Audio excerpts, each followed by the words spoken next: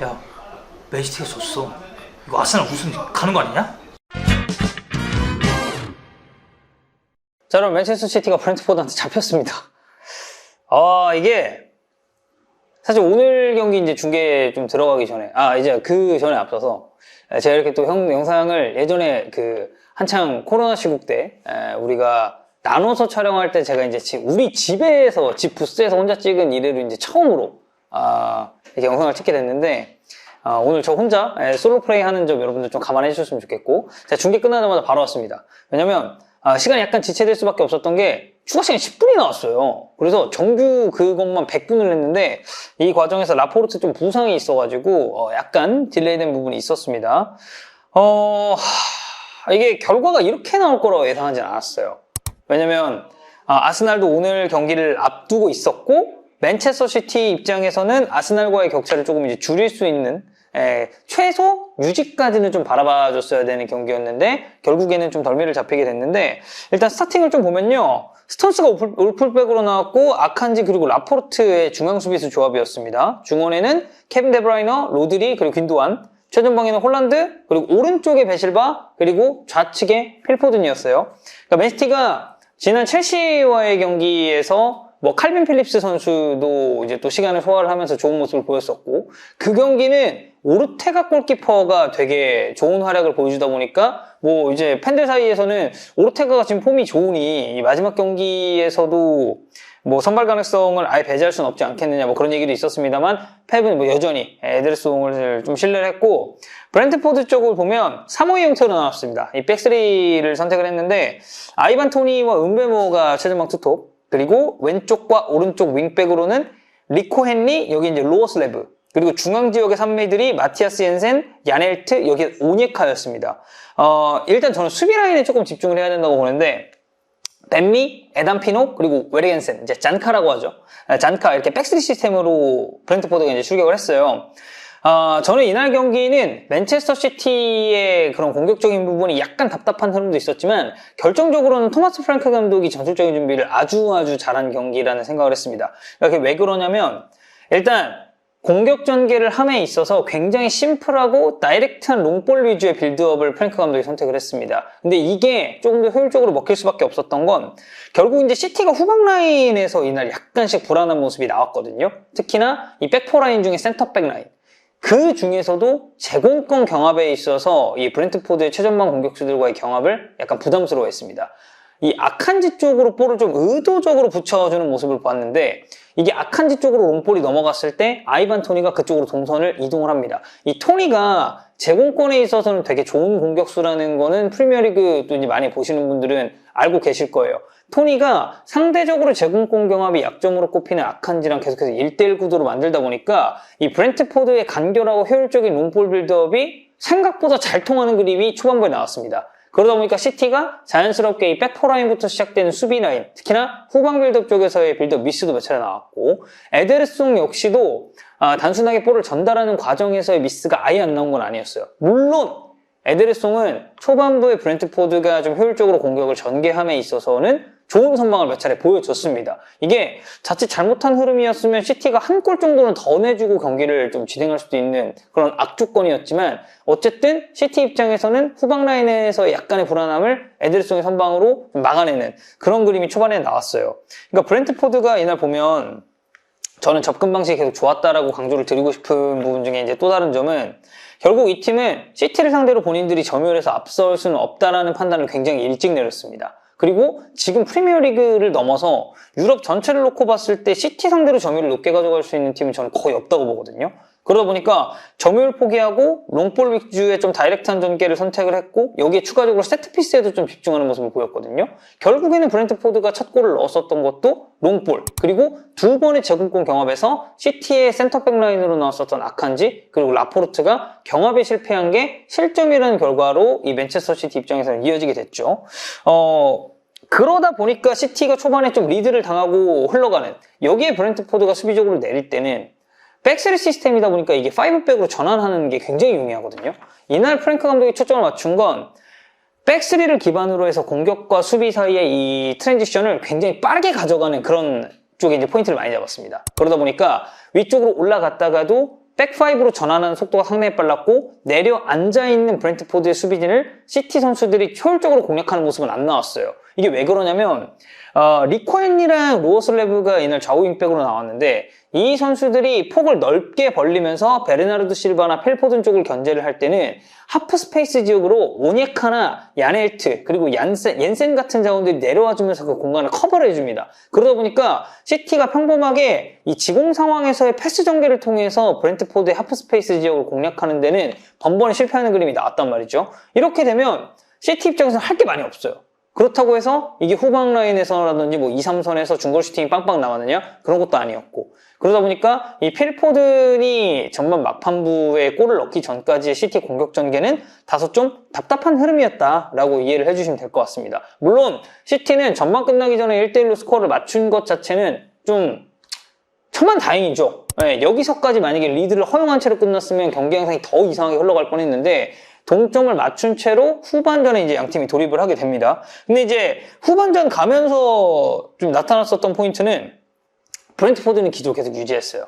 시티는 칸셀로 쪽을 조금 더 전진시키면서 필포든의 중앙지향적인 동선을 많이 짜줍니다. 왜? 중앙지역에 숫자가 없다 보니까 시티가 기존에 전개했었던 이 하프 스페이스 라인 공략이 전반전에 제대로 좀 이루어지지 않았다고 제가 말씀드렸죠. 이 부분에 있어서의 공격 숫자를 저는 더 늘리는 선택이라고 봤거든요. 그러다 보니까 칸셀로가 조금 더 측면 미드필더 내지는 윙포드처럼 전진하는 그림이 나오고 필포드는 기존의 좌측에서 중앙지역으로 가는 이런 동선이 많이 나왔습니다. 더군다나 필포든이 좀 냉정하게 봤을 때는 최근의 경기에서 좌측으로 나왔을 때의 이런 영향력이 우측으로 나왔을 때보다는 상대적으로 좀 떨어진다라는 단점도 있었어요. 그러다 보니까 과르디올라 감독은 딱 후반 시작하면서 이거는 필포든을 조금 더 프리한 형태로 풀어야겠다라는 선택을 한 거고 결국에는 이런 전술적인 흐름을 가져갈 수밖에 없었다고 봅니다. 자, 근데 문제는 맨체스터 시티가 크로스 시도를 계속해서 했어요. 왜냐면 중앙에 홀란드라는 좋은 자원도 있었고 이 이후에 세컨볼 상황에서의 집중력을 저는 조금 더 높이고자 이런 선택을 했다고 봤는데 재미를 못 봤습니다. 왜?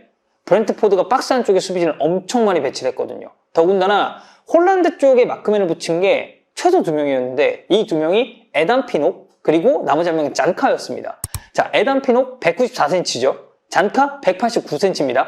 190에 육박하는 이 2명의 센터백이 홀란드를 에워싸는 그림이 나오다 보니까 크로스가 전개가 됐을 때도 홀란드가 이 사이에서 뭘 할 수 있는 그림이 안 나왔어요. 그러다 보니까 자연스럽게 전반전에 좀 지지부진했었던 경기 흐름, 공격의 흐름이 후반전에도 이어질 수밖에 없었고 계속해서 이 제공권 경합에서 공격 진영에서든 수비 진영에서든 브렌트포드가 우위를 점하는 상황이 나오다 보니까 시티가 이게 패스를 통해서도 뭘 풀 수가 없고 크로스를 붙여서도 뭘 풀 수가 없고 이러한 악순환이 좀 반복됐다라고 보시면 될 것 같습니다.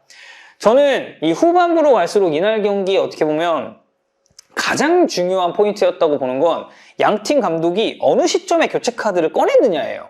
자, 브렌트포드가 어느 시점에 교체 카드를 꺼냈는지 제가 지금 확인 한번 해볼게요. 뭐 저도 이제 경기를 중계하면서 중간중간에 있었기 때문에 이거는 기록을 좀 살펴봐야 되는데 일단은 뇌르고르가 62분에 투입이 됐습니다. 그리고 요한의 위사는 74분에 들어갔고요. 마지막에는 조시다 실바가 87분에 들어가요. 근데 펩 과르디올라 감독의 맨체스터 시티는 87분이 돼서야 칸셀루를 빼고 훌리안 알바레스를 넣었습니다. 이날 제가 앞서서 브렌트포드가 초점을 맞췄었던 것 중에 하나가 공격과 수비 간의 굉장히 빠른 트랜지션이라고 설명을 드렸었죠.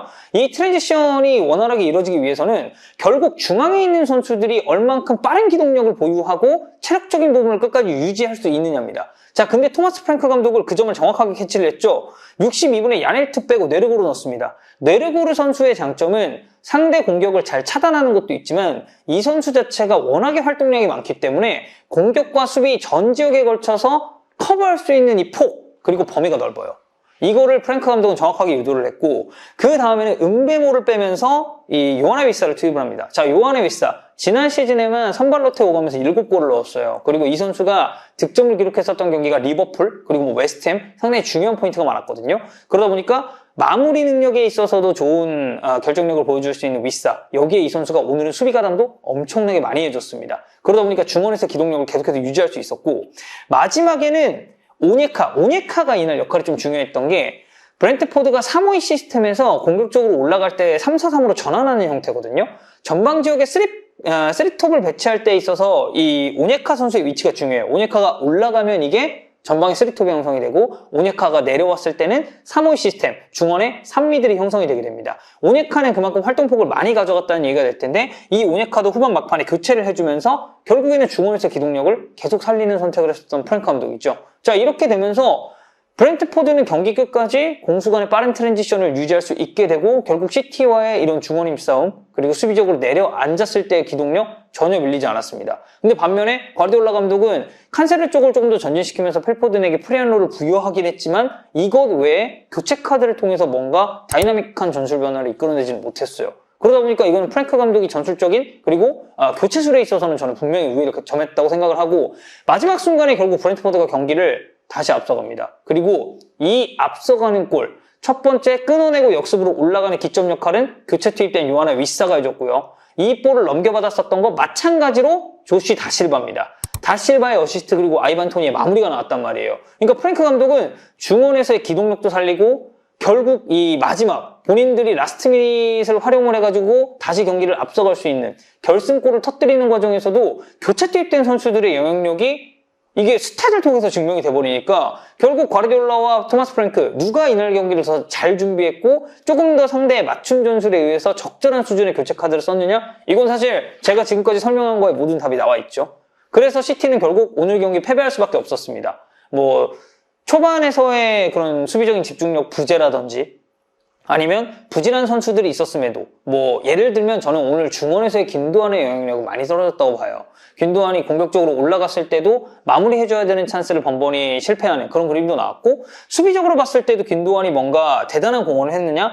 저는 그렇게 보기도 힘들다는 생각을 합니다. 그러다 보니 과르디올라의 다소 늦었던 그리고 보수적인 교체 카드가 이날은 조금 더 빠른 타이밍에 교체를 가동했었던 프랭크 감독과의 전술 싸움에서 밀리는 그림이 나왔고 결국 스코어도 브렌트포드가 2대1로 좀 앞선 채로 마무리가 짓는 오늘 경기가 됐던 것 같습니다. 자, 이렇게 되면서 결국 이제 잠시 뒤에 이 영상이 아마 올라간 뒤에 경기가 치러질 텐데 아스날 경기가 있어요. 지금 순위를 보면 아스날이 13경기 치르면서 승점 34점이고 맨체스터 시티가 한 경기를 더 치른 상황에서 승점 32점으로 그대로 제자리 걸음을 했습니다. 그러다 보니까 이 양 팀이 지금 승점 차이는 2점. 근데 아스날이 여기서 승리를 거두게 된다면 5점으로 벌어지게 되죠. 아스날은 일단 월드컵 브레이크 전에 1위를 유지하는 건 성공을 했습니다. 근데 여기서 승점을 벌리느냐의 싸움이 될 텐데 시티 입장에서는 여러모로 좀 기분 좋지 않은 월드컵 브레이크 이전의 마지막 경기가 되지 않았나 싶습니다.